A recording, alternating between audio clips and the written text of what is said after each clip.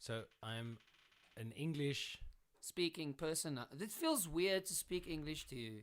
Well, that's because we're friends. Yes, but we don't normally speak English to each other. Because we're Afrikaans friends. We are Afrikaans friends, you know. This is the We're first time. we are becoming English friends yes, now. we are kind of meeting one another in a new language for the first like time. like the Black Eyed Peas, we are meeting each other halfway. I don't eat peas. You don't have to eat them. You can listen to them if you want. Okay. Hey. I can do that. Mm. But if they go too deep, will you be able to pull them out of my ear channels afterwards? I will do that because get an one can go audiologist to deep. stand by to pull the peas out of the ears if they go in too deep. Yeah, I'll be there. I'll be there and to. they try to keep. I'll be there to roll into your deep bean PE situation and. Jeez. Our English friendship is off to a roaring start. Cheers. Well, cheers. And I'm cheersing your cheers. coffee. I don't want your followers to think that you've broken the sauce. I'm having a glass of wine. Oh yes. This guy's having his very own roast. I'm roasting myself, loser. Mm. Yeah. See, I'm roasting myself because I'm a loser. I see now. We're actually having your roast on this podcast. Yeah, this is actually not a podcast. I just invited you over to roast me. To tell me because it's always fun when two bassists meet each other because it's not considered roasting when we tell each other jokes about being bassists. No, it's No. collaboration. Yes. I wanted to have a roast as a big party, and my girlfriend told me that she doubts I'll have the ability to handle it.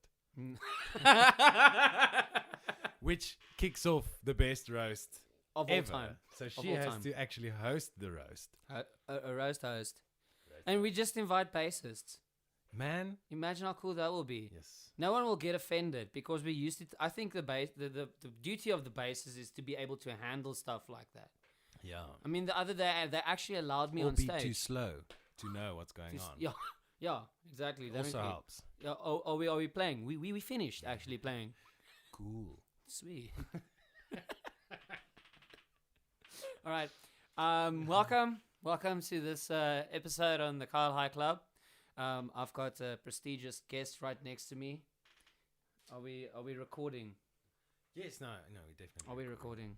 We just want to make sure we're recording because otherwise you won't be able to hear this.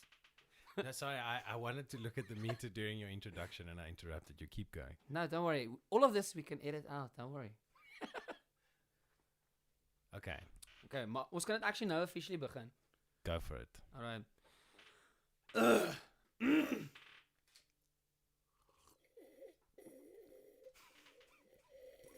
Yes. Was that a good year?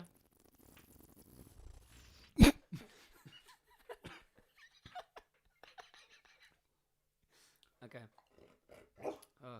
Okay, and Welcome, there we go. Coco. All of the funny noises at once. Are you ready? Ready, Are you ready? ready. Okay. Hi there, welcome. My name is Lucius. No, I'm just joking. My name is Kyle, and welcome to the Kyle High Club. Right next to me, I've got my prestigious guest. His name is Franco Pops. AmaFranx. Frank Cookies. Hello. Welcome, and thank you for taking your time to allow me inside of your house.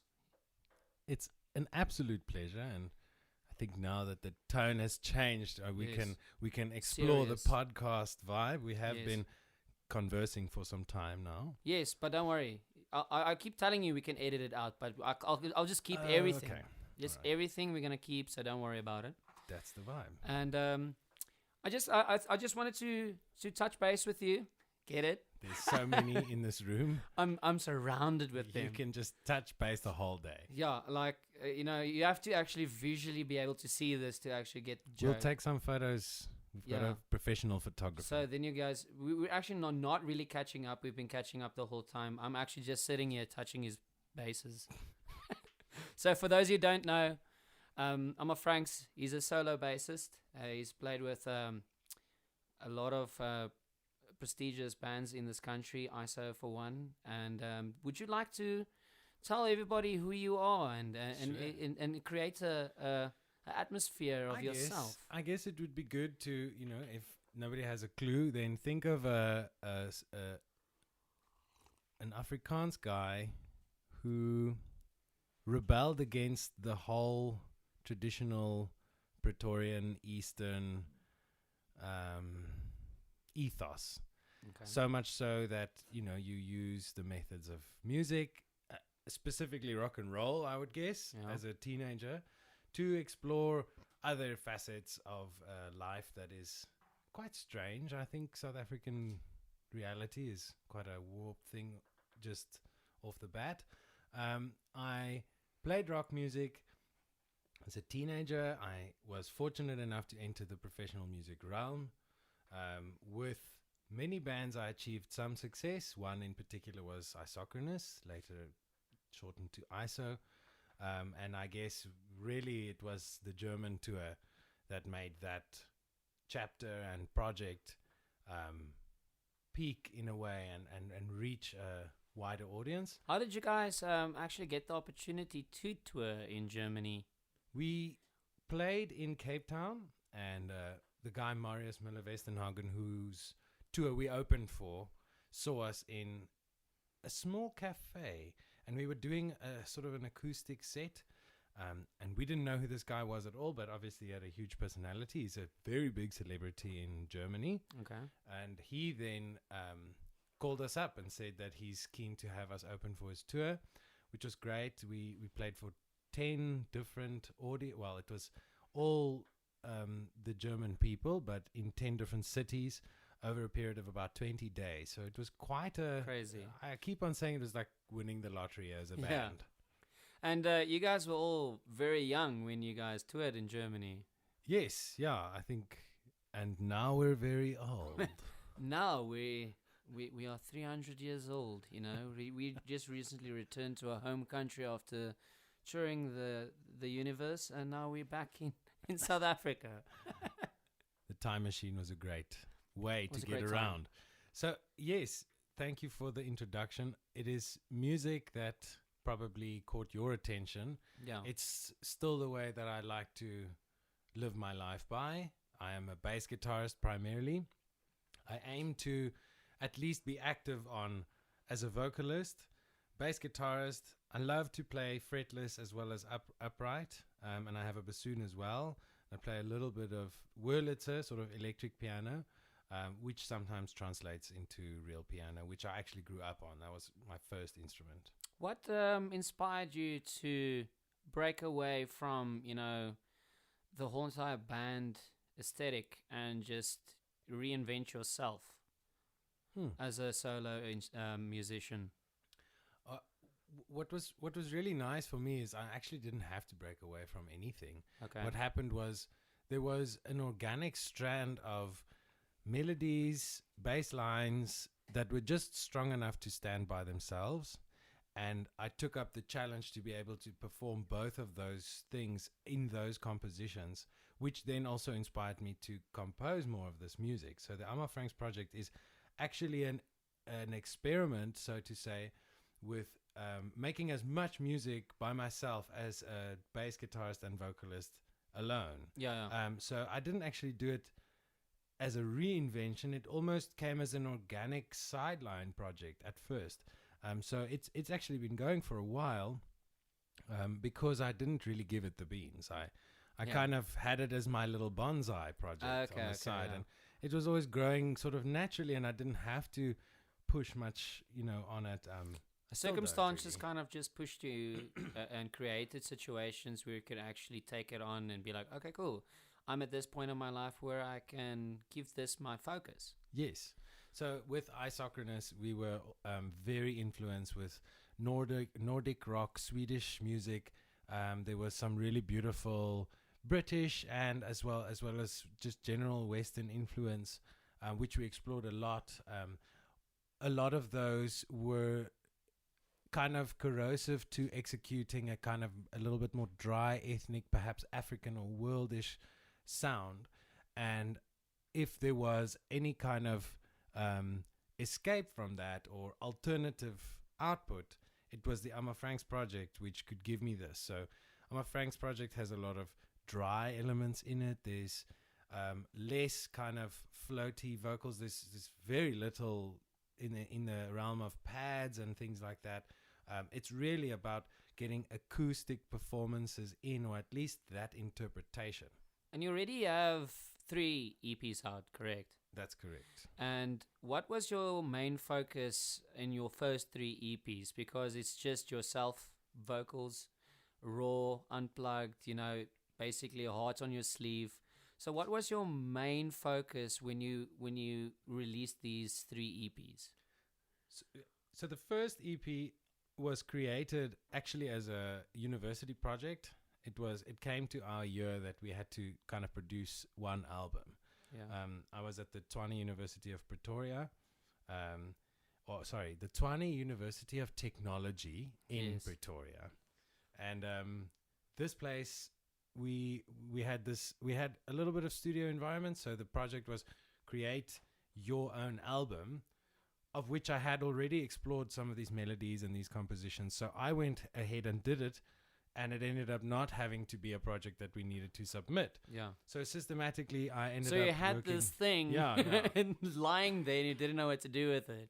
Exactly. I had this thing, and I wasn't quite sure what if I was going to release it at all. And I only really let it go on SoundCloud as an entertaining thing for me to explore. The digital revolution, in terms of getting music to people, was fairly new at the time. Yeah. So the platforms wasn't really that accessible at the time. Correct. So it was any means possible to just have somebody hear this weird stuff that's been crystallizing on the one temple of my mind over time. And I realized that actually that's me. Yeah. That's who I am. All of these things, which I'm fortunate enough to have already started growing, is the foundation I'd like to. At what age did you make that realization?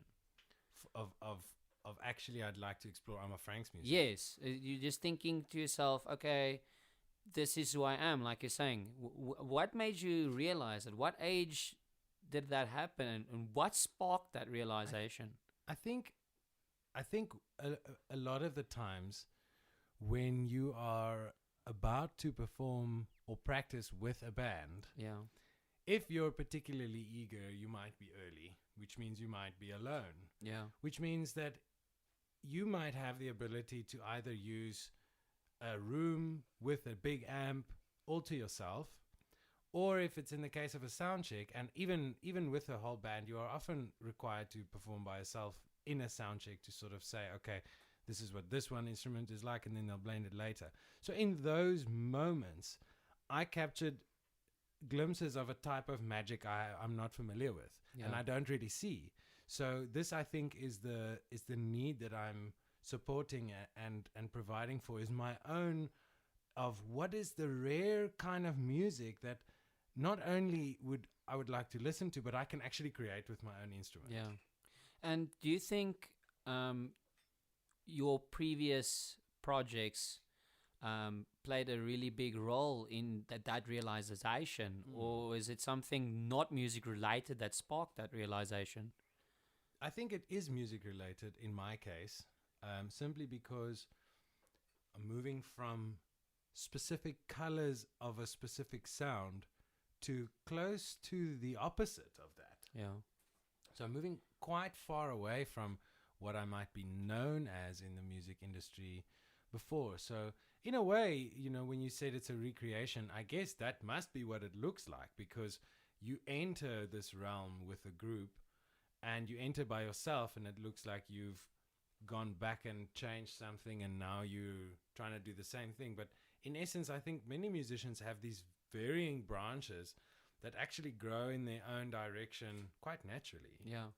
And the only reason I use the word, reinvention, recreating yourself, and perhaps you can shed some more light on this, is a lot of people give up music at a certain time of their life where they think, I've outgrown this. This is in the past. What actually motivated you to keep going with music, keep creating, it's the artist nature, and it's very lonely at times creating. Sometimes you are your own worst critic and thinking, yo, this is absolute horrible. And what's your little motivation at the back of your mind that kept you going throughout these years and not giving up? That's awesome, because I think not giving up is, I think not giving up sums up what a lot of musicians have left us behind in their releases. Because yes, there are times where you start feeling like it's not an essential services. Yeah. It's not something that, if it's not there, I would have even known what to look for. Yeah. The fact that we have a specific air pressure on this planet actually has a lot to do with the existence and the phenomenon of music.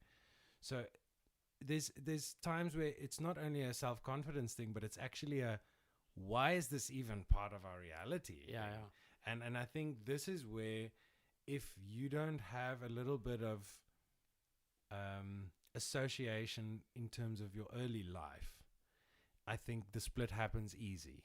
Yeah. So if I, for example, in my hormonal burst of teenager life, decided now an electric guitar is going to give me everything I need, and that is phased out, you've only got one sort of period in your life to look back on where music was part of it. Yeah. If you grew up and there was a piano or an acoustic guitar even just there is a stronger connection between you and the music. And so that's one reason. Yeah. Another reason why I haven't given up is because I haven't given up in the past. I've seen myself be confronted with that option. And moving along has almost always given me more than musical success. Okay. Because you can actually see, I've created this, I've done this, The rest can be easy. Accomplishing something new is actually easy. And the mindset that you've created musically, you can use it in your everyday life, at work or amongst your friends for motivation to keep going. You can use that anywhere where you want. Totally. Because you can use, for instance, when you start off, you're learning a scale, you're learning, how to play with your fingers into a certain movement. You remember the frustration, just be able to move your fingers. That's something you naturally have to do, just move your fingers. Yeah. And to make music from that, you can use that type of mindset, they say, to accomplish a lot more in your life. That's exactly it. That's why I haven't given up, because music might seem like we're only dealing with audio, we're only dealing with entertainment. I think that's what a lot of people think. Yeah. We're only dealing with entertainment, or something along the lines of the entertainment industry or the commodities industry that isn't, once again, something that people are consuming to breathe or have their heart beat. But then again, it affects all of those things. And what I actually wanted to say was not that. I wanted to say something else. I haven't given up because every time you've been faced with that consequence of I might give up and you don't, you have this breakthrough.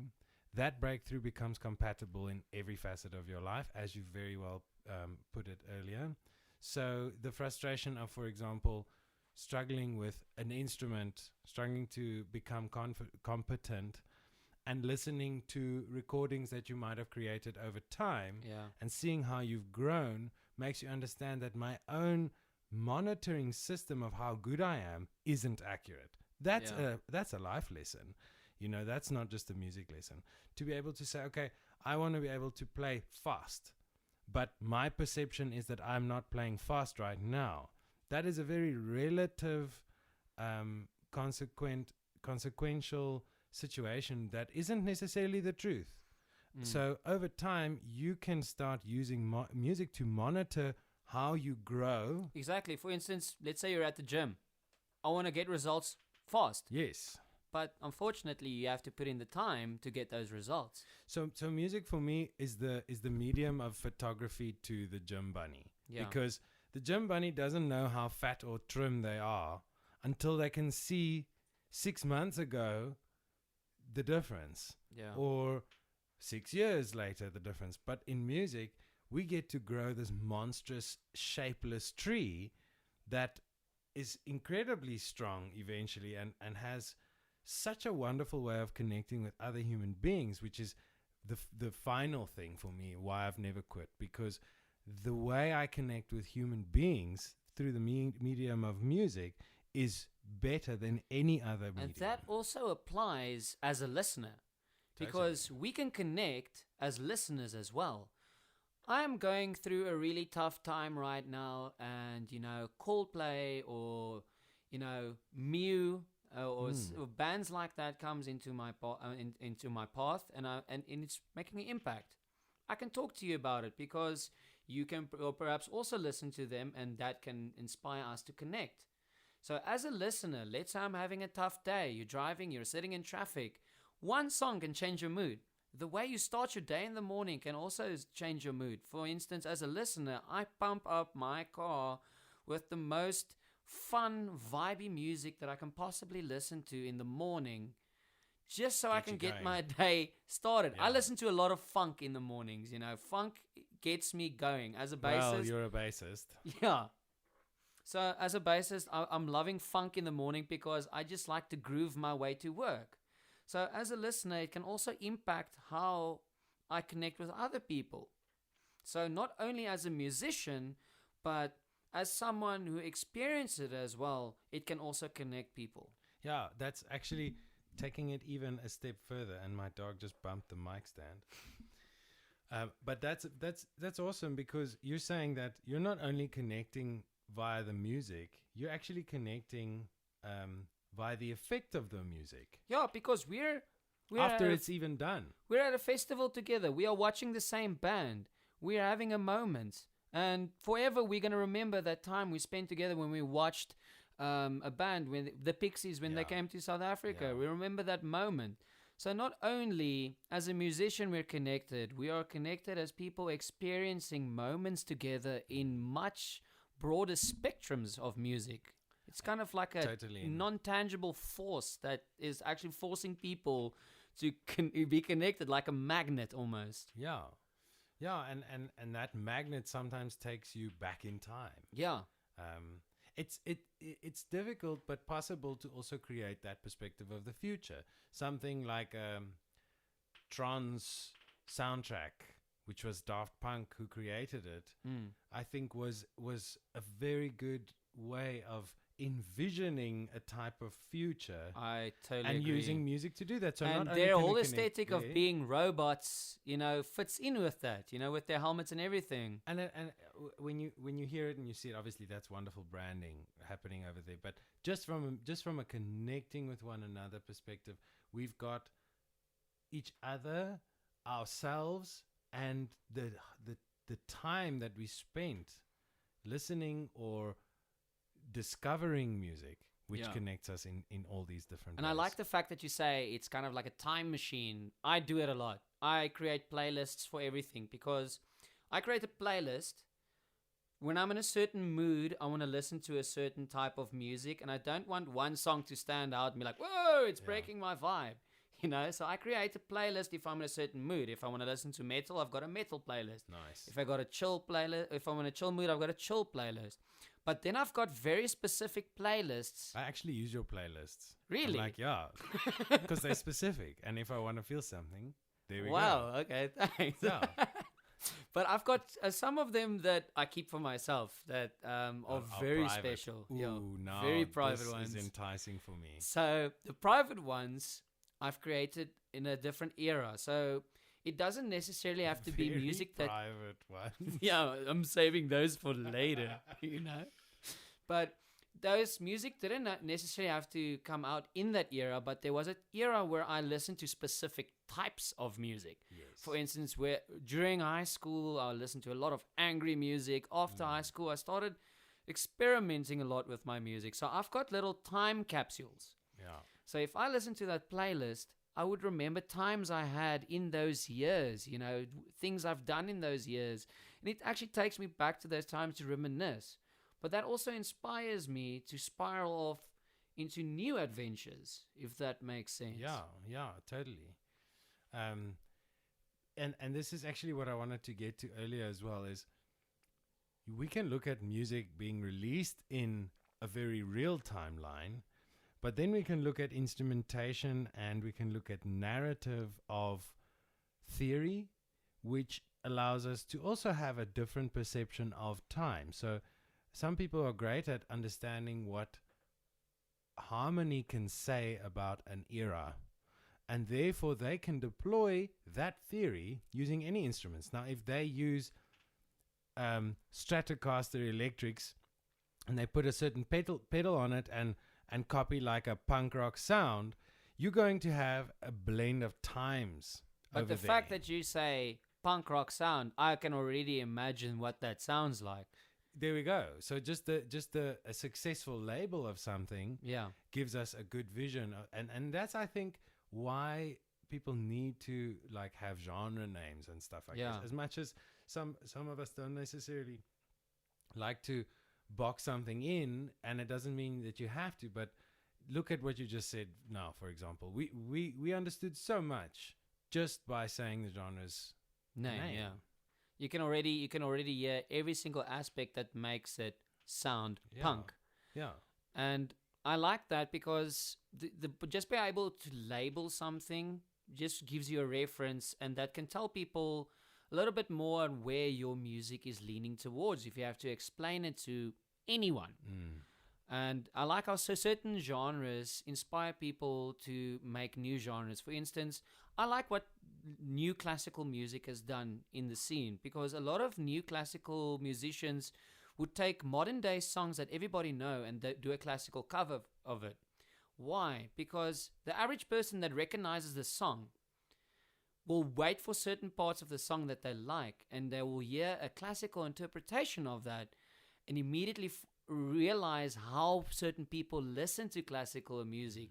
Immediately that will open up a new spectrum in someone's mind.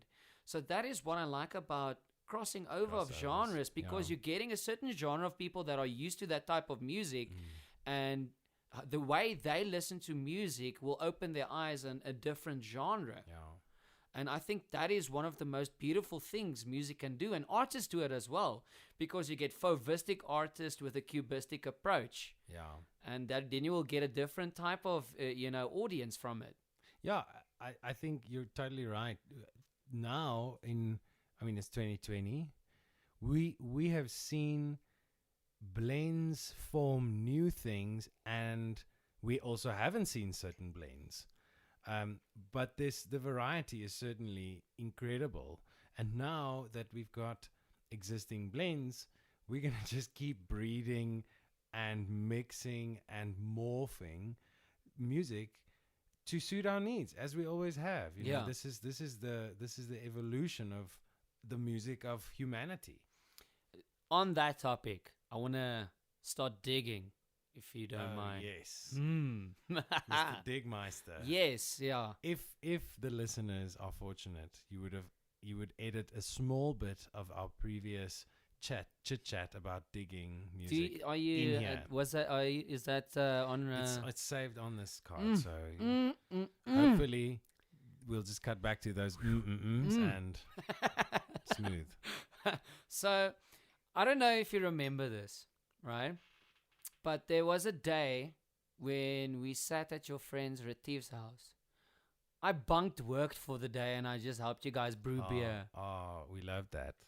Yeah, that was a weird day for me, and I love that day. I just decided, you know what? I'm going to put all work aside. I'm going to help these guys brew beer. I brew beer. I brew so much beer. Although I'm having a glass of wine, which is quite strange. But it was an awesome day. You guys allowed me into the world of beer brewing. But I asked you a question that day. I don't know if you remember this question. Yeah. On that day, I asked you a question. If you had to sit in the middle of the bush, somewhere secluded, and you had to listen to anything, what would it be?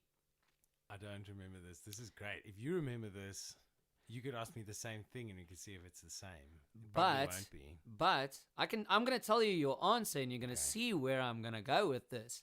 So you told me you would like to listen to a classical orchestra to capture every single moment that where you are at that moment. And I thought it's such a pinpoint thought because the range that a classical orchestra has, or the sounds it can make, and all of the different instruments to portray what is happening in an open field in the middle of nowhere, was one of the most beautiful answers I've received for that question ever. I'm And so glad you didn't say I just wanted to listen to some Roxette. or or the antwoord. Yeah, I also kind of like that answer. But I really don't remember it. But and the reason why I love that answer is I'm seeing it now. And I understand that answer a lot more because you are working on an album. Yes. Right? And you have showed me what you are working on this album. And you told me about a dream you had, 2 dreams you had. Do you mind elaborating on these dreams? Not at all. I mean, I did give you an earful already. Yes. But what happened was in 2010, roughly, with Isochronous, I recorded in a studio that left an impression, a producer that left an impression on me in terms of wanting to achieve an unknown music. Yeah. I think obviously you have a vision, but you have this idea that actually you're going to form something that is within boundaries that keep you confident, but is also likely to give you something that you actually don't know what it's going to look like yet. Yeah. And I know every recording has an element of that, but there's a certain creation and a certain artistic style that actually it supports that. Yeah. So my 2 dreams is dream one is going to this particular studio with this producer and facilitating a really quite a large project. The dream 2 was to facilitate as large, if not even larger, a project, but actually moving into a space for a certain amount of time, living there, rigging up the studio with all the professional... Being surrounded by inspiration the whole time. Exactly. And there's quite a lot of bands that have done something of that nature, which is still a dream of mine. I have decided to move forward with dream 1, which is to go with a very amazing studio and a wonderful producer, who has chosen to co-produce with me, and we have some incredible collaborators, one of which is very much a blend of Eastern African percussion, and the other an extremely orchestral arranging violinist. Yeah. And it's quite cool that we're going to this time where I was telling you what I would like to hear in that desert, and I guess this is me and the desert. Yeah, exactly. That's why I'm saying this. It's very cool for me to see, because you as a solo bassist, you are opening yourself up to a bigger range of possibilities. And I'm just thinking the people you chose to collaborate with is complementing your desert. Yeah. And it's bringing you that range of sounds that you can use towards the structural integrity of your music without it actually generating a product you won't be happy with. Yeah.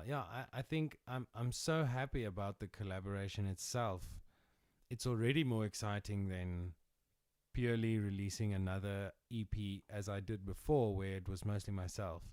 And also in my own home environment. Yeah. I think I needed to branch out. I needed to go to the desert in a way instead of trying to create it just in my own capacity.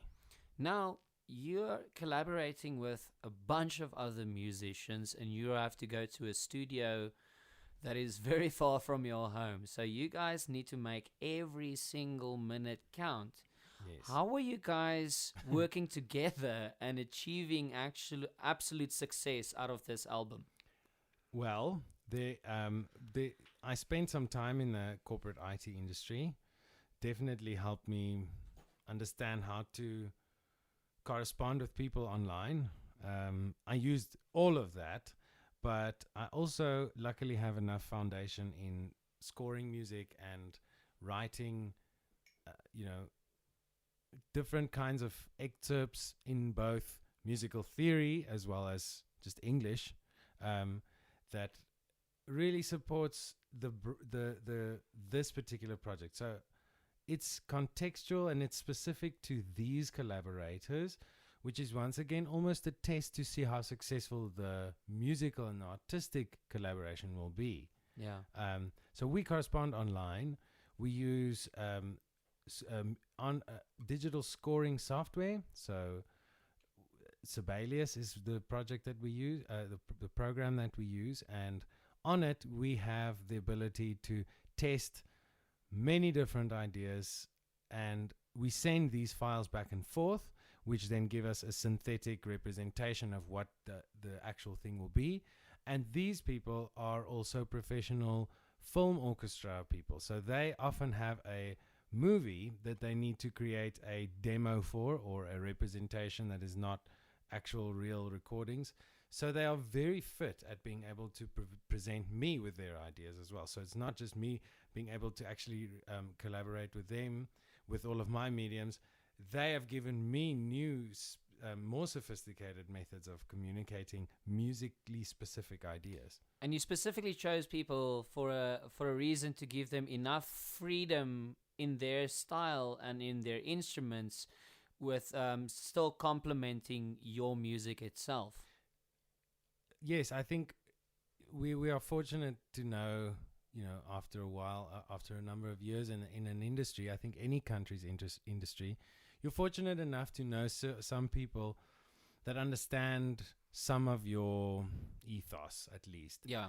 And what I did is I actually went to somebody who owns a studio who understands my ethos, which means that he has a whole network of people from which he will very carefully nitpick.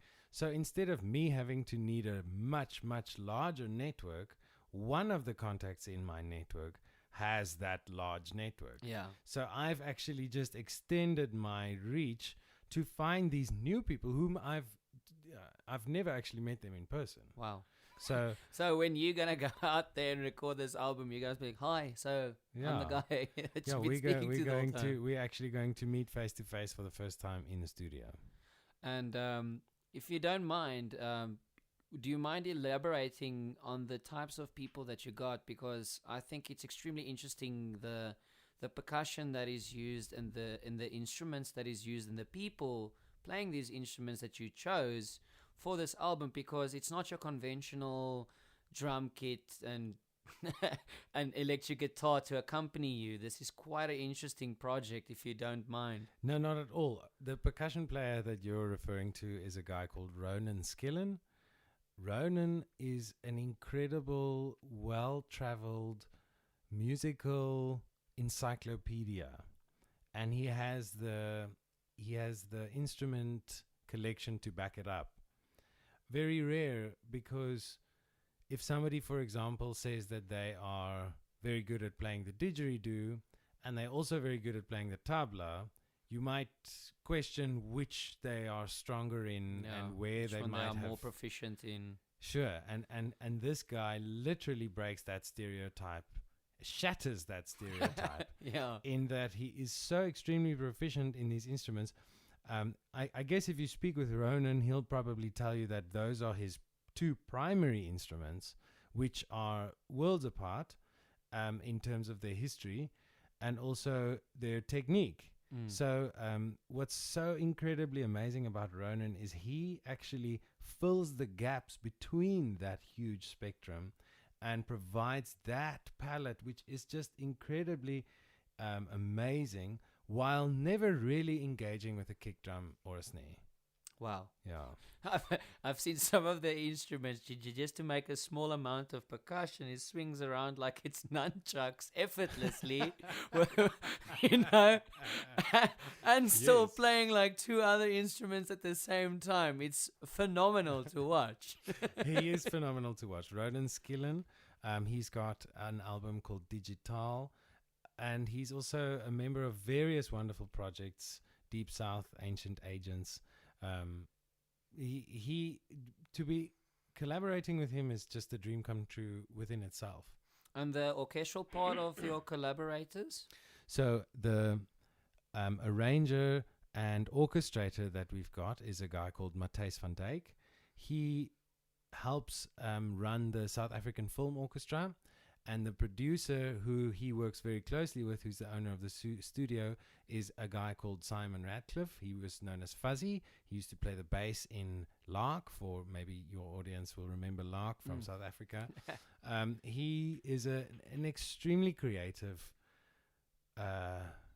monument of a person who has not only built a musical but a business legacy.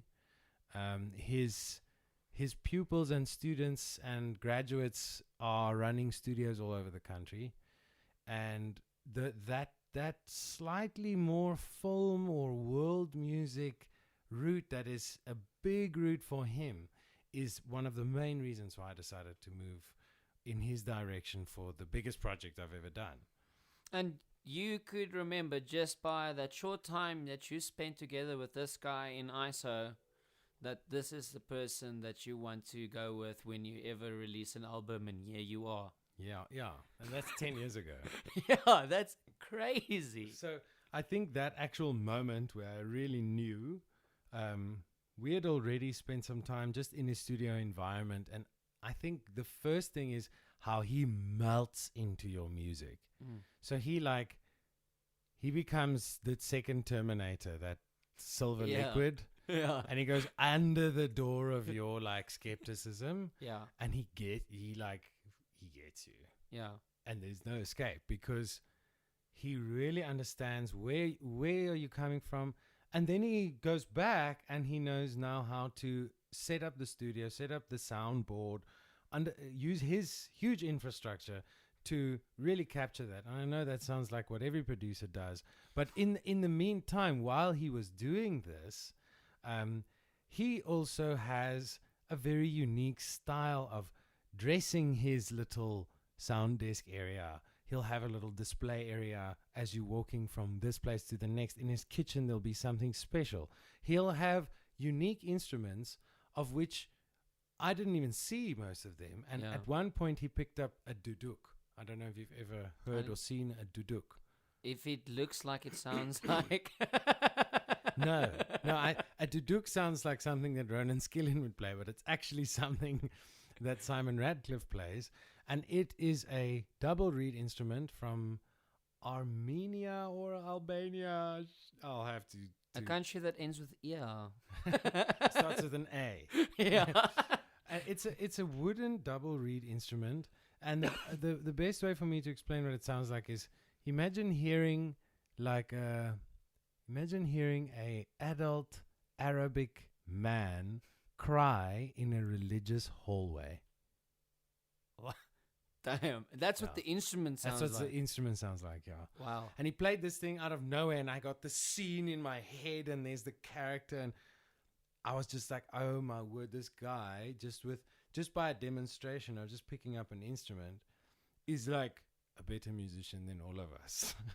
And then he just puts it down and he picks up another one, and he's just like, oh, so smooth about it. And he just moves to the next thing. Slithering through all of this instruments. Yeah, and we just went from like this incredibly powerful, almost Arabic kind of scene back to our like Swedish Nordic kind of prog pop vibe. And he can just do that. He's just liquid like effortlessly. This. Yeah. So now you're gonna create this album, but there's a lot of work that's gonna lead up towards that. How far along are you in your progress, and what's the next steps to actually getting all of this logistics done that you're creating?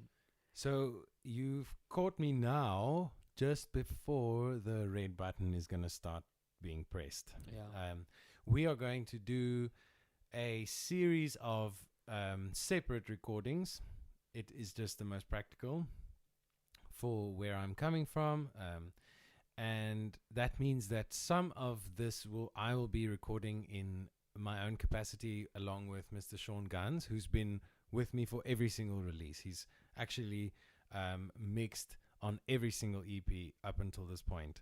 He's going to help me record the bass, the electric bass. Then I'm going to drive down with a whole bunch of beer, and I'm going to start with recording some of the extra bass alongside with Ronan. So we're going to get a little bit of live action there. And then they've written parts for me to play the upright with the string quartet. So that would also be simultaneous recording. And then there are bits of woodwinds that I'm going to be exploring with Simon Radcliffe. So the because two of you us. are also a woodwind musician. I play the bassoon. Nice. Yes. Quite badly. Nice. Like bassists play all instruments to take. No, I'm just joking. just not maybe as good as we play the bass. Not that that's really much to rave about either, but I'm going for having created that opportunity where I was just the fortunate guy who was at the right time at the right place. Like I know about a lot of musicians who weren't the best, weren't actually even ready for it, but they were at the right place at the right time, and so they got sucked into some recording project. I'm gonna be that guy who's also created the opportunity from the other perspective of kind of knowing what I'm doing. You're building your own foundation. I'm building my own foundation, and I'm giving myself the opportunity to record on the instruments I'm weakest on. Yeah. Well, it's basically pushing you to setting yourself up for album number 2. Exactly. And I'd love for these same people to be involved with that. Now your album is recorded. What's your next steps from there on out? Are you just going to, press it on vinyl and go home and just play it for yourself? Or what's your next steps from creating your album? To me, right now, that feels like thinking of the afterlife. Okay. It feels like steps 1 to 5003 is before we get there. And so from there, one step on must be just So pure, are you going to just, unknown. excuse the pun, play it by ear? I might thump it by thumb. But I reckon I'm going to promote the hell out of it. Yeah. I mean, I actually would like to know what it's like to either win or lose a Sama. Okay. So I'll enter because it's going to give me one of those two experiences. I think losing a song is just as cool as winning one because aren't you that guy that lost? Yeah, no. Or aren't you that guy that won? Either or, people are gonna know about you. I think being known as the guy that lost. But how do you lose a Zama? You just don't get nominated. You can't just lose one. It's like, that guy's last place. That still to me is a win. Yeah, totally. I think if you're a nominee, then that's what you write. Yeah. But I think personally, I'd like to know, just what goes down in your mind when you're like, I didn't get anything. I didn't even get a nomination. Oh. Like, what is that? And can you become more mature maybe by handling that? I would imagine so. Or are you going to get an emotional breakdown from all of this time and effort? It sounds like, to me, I think probably all of the above. Yeah. You'll have an emotional breakdown and you'll grow from it. You have to have the emotional breakdown to grow from it, I feel. And I think if the Sama is yours, you take it home, you have it, you enter for your next one and you don't get it then you emotional... buy a shelf.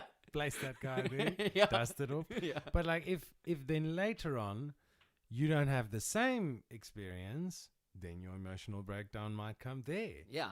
So for me, it would be nice to at least join that game.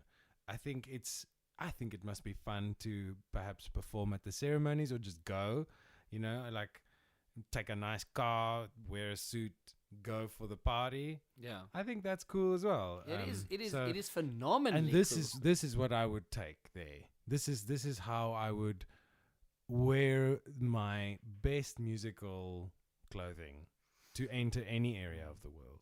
If you could explain your genre to people who's never heard any of your music. You. Because, me as an ISO fan, I can hear some of ISO references in there. But if I am a person who's never heard any of your stuff, how would you explain your music to someone? So this is actually something I've been having a lot of trouble with, and I'm planning to have a series of open source sessions to find my genre. Really? It's Because- just like a brainstorm session, get like a bunch of Yeah. musicians And around get- the table. Yes, exactly. What does this sound like? Yeah, well, also somebody who might have already heard a couple things and ask them, and then get new people in as well. Okay. And curate it. Like, I mean, there's so much humor in that question that is so fantastic. I've already pitched it to a whole bunch of stuff, and some people will come up with a very serious answer, and other people will just, whack it with like it's R&B, but it stands for reggae and boer. That's awesome. But can I please host, before you release the album, like pre-listening parties where I brainstorm the genre before we enter to the Samas? I'll give you some ideas. I've been thinking of calling it like kind of pico orchestral. Why are you putting that in between inverted Oh, commas? yes, I've got inverted. I like you're doing it pico ironically. orchestral. Because by myself, obviously I can't claim to have an orchestral sound. But in my mind, Yeah. and the way that I'm writing the music, and in this album, I think I'll provide all of my listeners with a little bit of that realm. That's actually compatible with the music. Yeah. So what's interesting for me is it's almost like having like a concentrated orchestra or a Okay. concentrated orchestral sound, which can either work in a really bare skeletal form or quite easily be expanded, like Okay. a telescopic kind of. That's another telescopic. That's my genre. Telescopic. There we go. That explains a lot, I would totally agree, because you can watch it from the other side and it would be very, very far away. Yes. Or Or you you can can flip it actually around. pinpoint a certain thing from the proper side. You make it small and take it with you. Yes, you can take it wherever you want. Either you can drag it out, the whole entire thing. Yes, and have the most humongous thing ever. And view it then need an up orchestra. close. You have the most humongous thing ever up close. Up close and personal. Right here in your Right eye. in your pocket. in your eye, in your pocket, in your ear. It's everywhere. So I quite like these kinds of concepts because, sure, when I submit my music to Samro or any kind of distribution thing, they ask you, what is your genre? Yeah, but how do you... Do you know one thing that I think... I've submitted some music through some of these distributors, and I listen to a lot of weird music, like from death metal to instrumental jazz indie pop, okay? So that's my range of music I listen to. So then you go onto these distributors and they give you drop downs, and I'm like, Yeah. you guys don't have nearly enough drop downs for the music out there. So I would actually like to pitch it that not only do we need to have open source things for like what is AmaFranx's genre, but we must also pitch those ideas to Samra and say, please expand your drop down with at least all of these options. Or at least have a field that you can fill out instead of a drop down menu. Yeah, say either, and then there I can type in reggae and boer. Yes, or Yeah. telescopic. Telescopic. Yeah. Yeah. Now, I've got a very serious question for you, though. Throughout this whole entire process, this is very emotionally draining, I can imagine. And, to keep on track and to keep going and to keep focus, is that difficult? What keeps you going? I mean, personally for me, I sometimes just forget to remember my car keys, and to keep track of a giant project like this, what goes through your mind? What keeps you going? How do you keep track of all of this? I think you're right. It to me, at least at this point, I hope to get so fit and used to it that it's like nothing. Yeah. Being my first project, I actually watch behind the scenes from Lord of the Rings, and I watch Peter Jackson, Yeah. and I watched that guy tie together all of the different loose ends that he needed to see through that project. It's very inspirational to see somebody else who had achieved something largely ambitious and then applying it to your own ambitions. But I will say that in general, my experience of working in the corporate world required a lot less effort, a lot less efficiency. This is firing on all cylinders. This is using every second of every day. Yeah. And because it's the way I want to live my life, I don't sleep on it. I wake up and I go for it, and it literally is like that. I don't actually want to waste any minute. Even just doing some admin sometimes feels like a waste when you're trying to not only master an instrument but bring out something unique from it and blending it with another unique instrument, unusual stuff, rare music. All of this is very inspiring for me. So I think I will live my life if like this, if my audience will let me. If enough sustainability comes from it, I will forever live my life like this. Do you get some days where everything gets a little bit too much for you? Do you get some days where you think, whoa, I need to take a step back and actually regroup? Yes, but I also feel like a step forward helps. Okay. Because sometimes it is a lack of direction that makes you feel flustered. I have a very inspiring woman that told me once that all of her success purely came from keeping on moving forward. And what I mean by that is when I feel flustered about, for example, all of this album stuff, having so much administration and there's so much finance to balance out and all of these things, actually moving into practicing the music gives me you need to actually practice the music amongst all of this. So for me, sometimes when I have practiced the music, I can actually quite comfortably take a break from that. In that break, the only thing I can do is think about it anyway, and being progressive with that by going to the computer and doing some administrative stuff or running around. The breaks are merely the opposite ends of all the tasks that need to be done for the same vision. So you're just easing the load, but still keep going. Yeah. So I wouldn't step out or back because there's so many hats to wear. So it's almost like I just put on a different hat. So now I'm the AmaFranx manager. Yes. So I go from being the AmaFranx upright bassist to being the AmaFranx manager, and there's my break. Yeah. You do also have to know to pace yourself, otherwise it's just pure burnout from the first try. Yeah. And I think this is what the reflection from a different industry can also give you.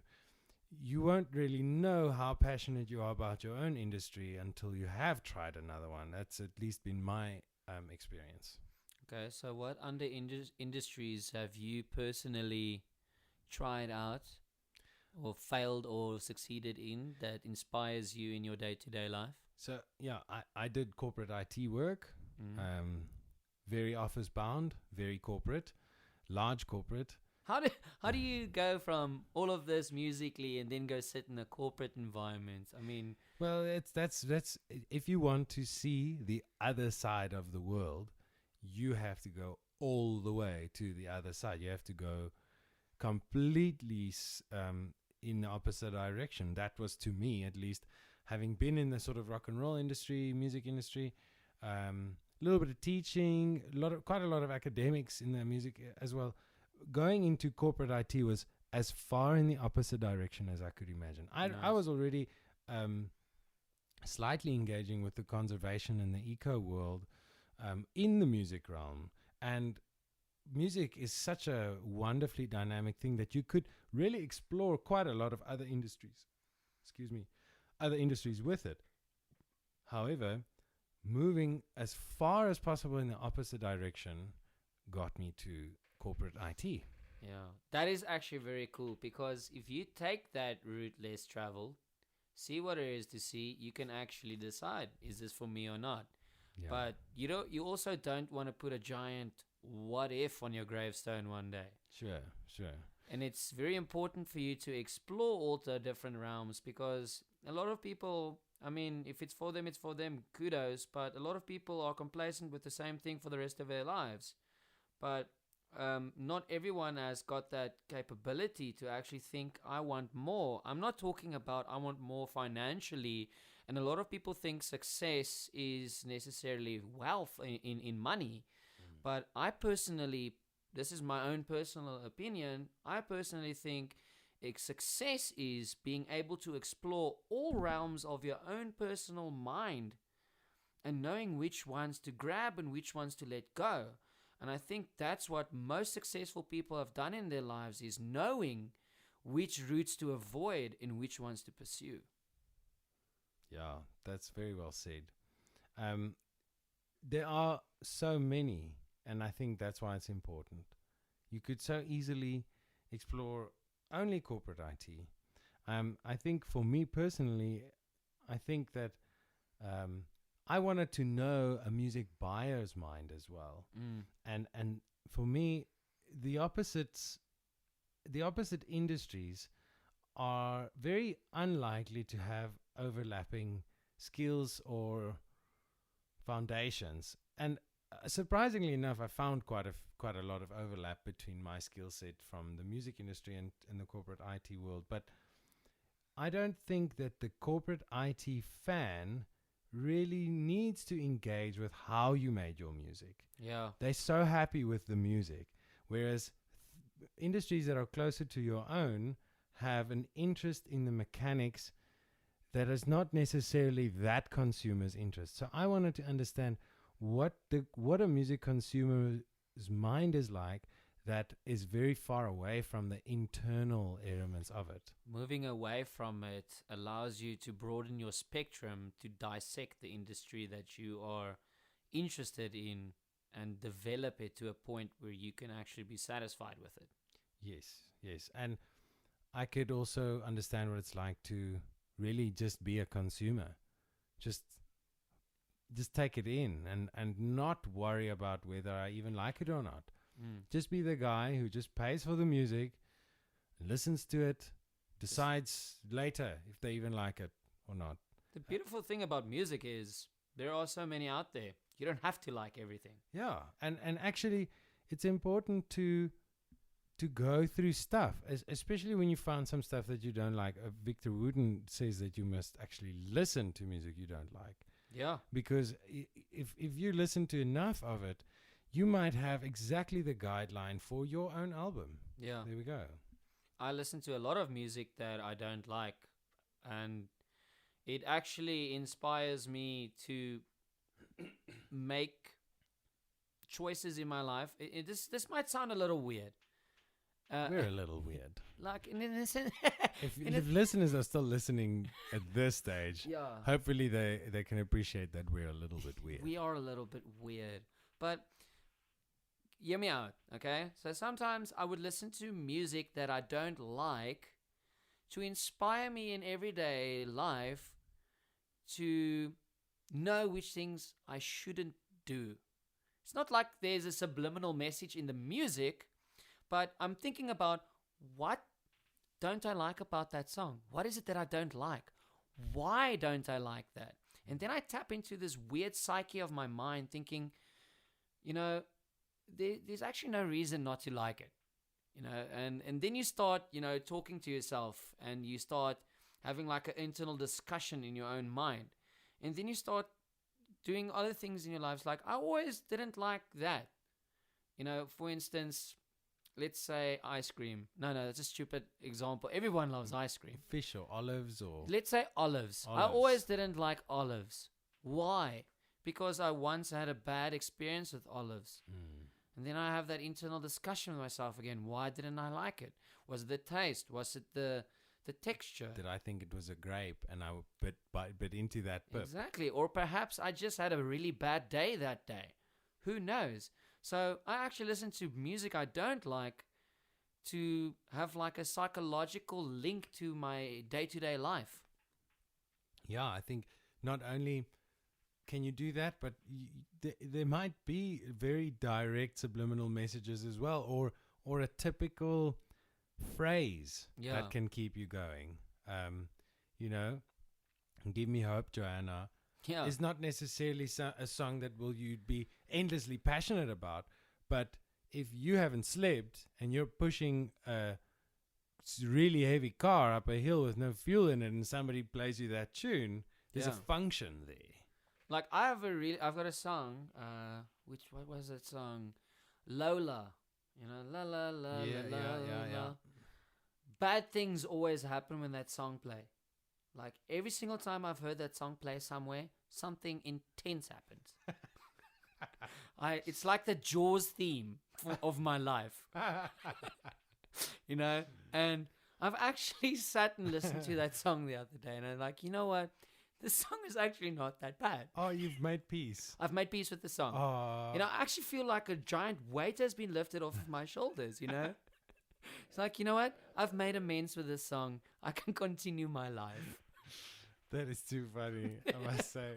I'm just hearing that melody over and over, and I'm thinking of all the bad stuff that can happen to people. No, dude, it's like a series of bad things periodically throughout my life. And, you know, if that song came on the radio, I would switch off the radio.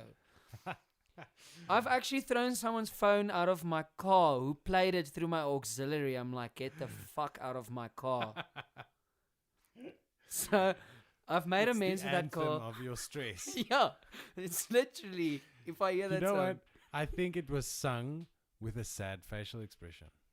Or a very condescending facial expression. I can kind of hear it now, even when I just think of the pronunciation. It sounds like the face is hanging. Yes. It's not smiling. No. It's like someone's addressing you. And they're not, they don't have a lot of energy. Someone's actually scolding you.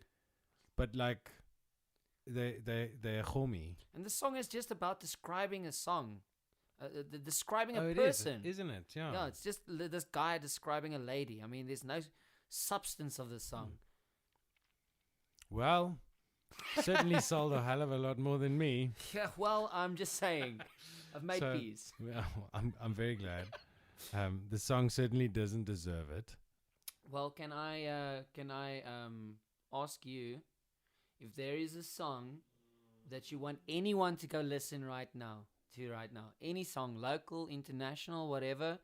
There's a song out there that you want people to go listen. What song would that be? That's gonna be Say Soon, AmaFranx. Okay. Hey. Okay.